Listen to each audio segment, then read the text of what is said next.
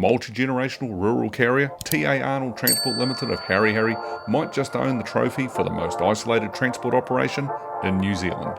The Arnold's business has been built on the back of Iveco trucks, and that truly says something massive about the machine's pedigree. The latest S-Way is the fifth to wear the Arnold livery, and number 6 will follow shortly. So this month we dropped by the southern end of the west coast of the South Island to visit the Arnolds and hear their story.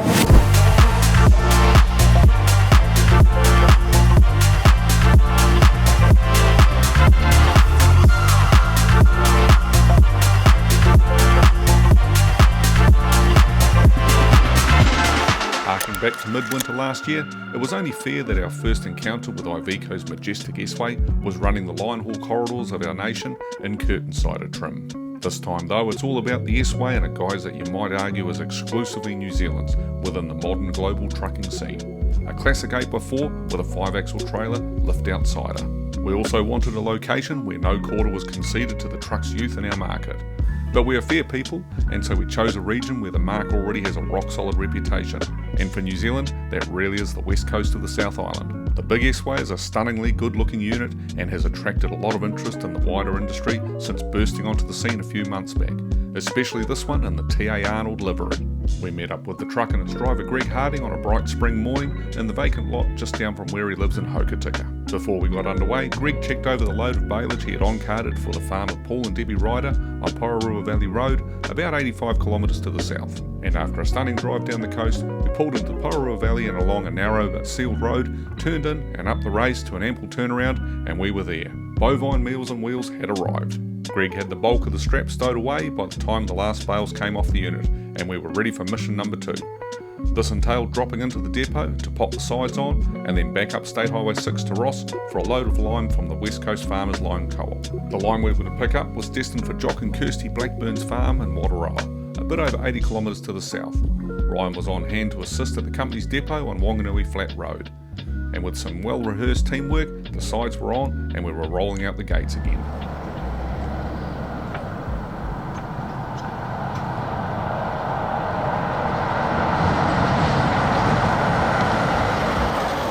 Outside of work in the full rural setting really does require a full gambit of skills, and being a Sunday there was no loader driver at the lime works, so Greg was it.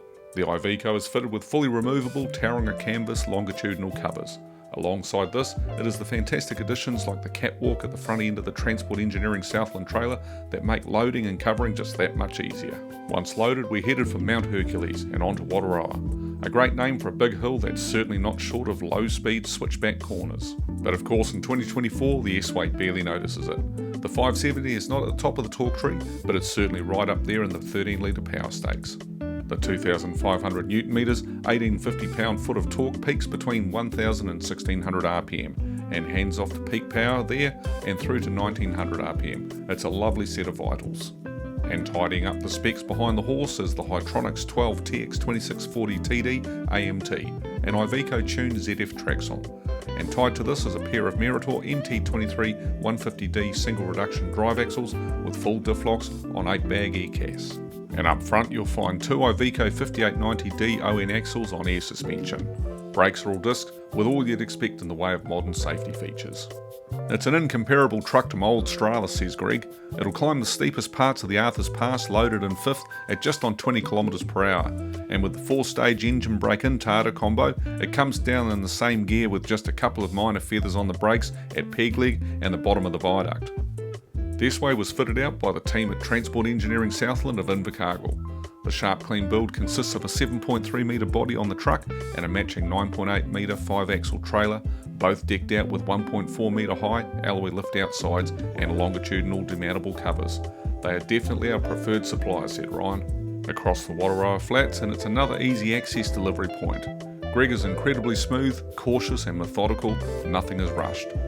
The business's isolation means getting parts and the cost of repairs instills a double-checking hard wire in the subconscious mind.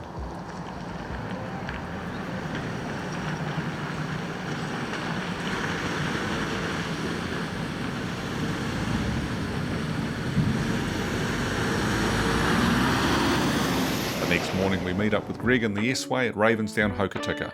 and with a load of fertiliser on board and placed perfectly, our destination was Martin O'Brien's farm inland up the Waitaha Valley, about halfway back to Harry Harry. Once there on site, we would meet up with top-dressing pilot Fletcher Anderson and his Squirrel B2 helicopter from local icon firm Anderson Helicopters. We launched away effortlessly in the S-Way. You would have had no idea that it had 30 tonne of product on its back. Greg says it's a much nicer machine to drive on the road, and wherever he pointed it, it just went. Fit and finish of the cab was on point. Another gargantuan Euro cab. There's cavernous storage above and all around. There's a fridge, a cooler, pull-out drawer, cup holders, it's all there. And even double bunks in the Arnold truck also. It's definitely a cool workstation, and like the rest of the S-Way, it wants for nothing. Infotainment system, smart wheel, a trailer control, pedal shift, and good ergonomics. Maybe a fraction plasticky in places, but all the Euros do suffer from that just a little. The spring rain certainly meant getting ground spreading equipment anywhere near the paddocks was impossible, so if you'll excuse the pun, the Andersons were simply flying.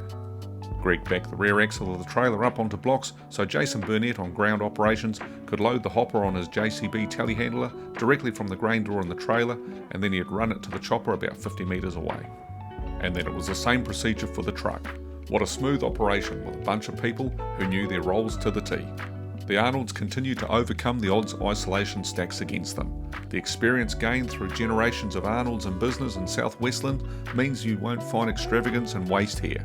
If it doesn't contribute, it's not here.